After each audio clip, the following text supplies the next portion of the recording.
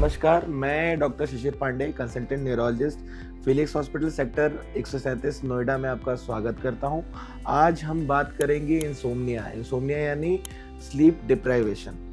क्या होता है इंसोम्निया, पहले इसको समझते हैं। इंसोम्निया हम कब बोलेंगे किसी व्यक्ति को इंसोम्निया है, वो इंसोम्निया से ग्रसित है कि उसकी जो स्लीप का जो पैटर्न है वो हफ्ते में 3 दिन खराब रह रहा है। अब वो पैटर्न क्या खराब रहता है, 3 प्रकार की चीज़ें होती हैं। या तो सोने में शुरुआत में ही दिक्कत होना, या व्यक्ति शुरू में तो सो गया है ठीक ठाक, बट रात में जब एक बार नींद खुल रही है उसके बाद वो सो नहीं पा रहा है, या फ्रीक्वेंट उसके जो स्लीप है उसमें ब्रेक हो रहा है बार बार। और जो फोर्थ पैटर्न होता है कि वो सो तो लेता है बट उसको लगता है कि रिफ्रेशिंग स्लीप नहीं हुई है, सब कुछ चल रहा था आसपास।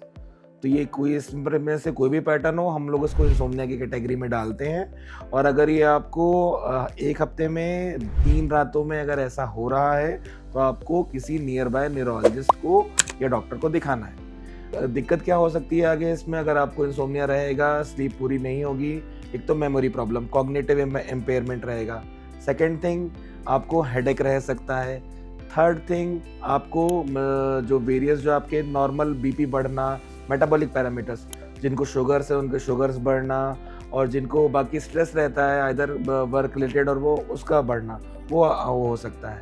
और अब इंसोम्निया के मेजर जो फैक्टर हैं, हम लोग उसको कम कैसे कर सकते हैं। एक तो हमने स्क्रीन टाइम कम करना है। कम से कम 1 घंटे पहले सोने जाने से हमें मोबाइल चलाना या ब्लू लाइट जिसको बोलते हैं वो बंद कर देनी है। और जो सोने की जगह होती है दैट शुड बी कोल्ड होनी चाहिए, काम, कंपोज ऐसी होनी चाहिए। थर्ड थिंग ये होनी चाहिए कि हमें कोई कैफीन या जो कॉफ़ी वाले पदार्थ हैं, इवन अल्कोहल, वो भी हमें नहीं लेने हैं सोने से पहले।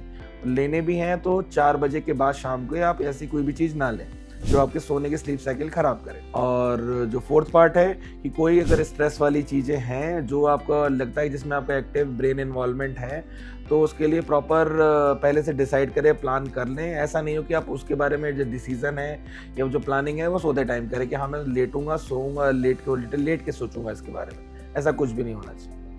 अब रही बात कि अब हमें दवाएं कब लेनी है। दवाएं देखिए, एक तो शॉर्ट टर्म के लिए होती है, लेटेंसी के लिए लेती हैं। बहुत सारी सोने की दवाएं ओवर द काउंटर मिलती हैं। आप किसी भी फार्मासिस्ट के पास जाएंगे, वो आपको दे देगा, हाँ भाई नींद नहीं आ रही, आप ये फलाना दवा ले लो, जिसमें कई सारी दवा मैं नाम नहीं लूँगा। तो दवाओं का सेवन से घाटा ये होता है कि हमें एक तो आदत पड़ने का डर रहता है, हमारी स्लीप उस पर डिपेंडेंट हो जाती है। और नशे एक होता है, ये दूसरी रास्ता होता है कि कई लोगों को नींद नहीं आती तो लोग इसके लिए अल्कोहल या बाकी नशे करते हैं। वो दोनों ही कंडीशन में आदत लगने के लिए प्रॉब्लम होती है। तो फर्स्ट, अगर आपको इसमें से कोई भी दिक्कत है तो अपने नियर बाय न्यूरोलॉजिस्ट को या डॉक्टर को दिखाना है।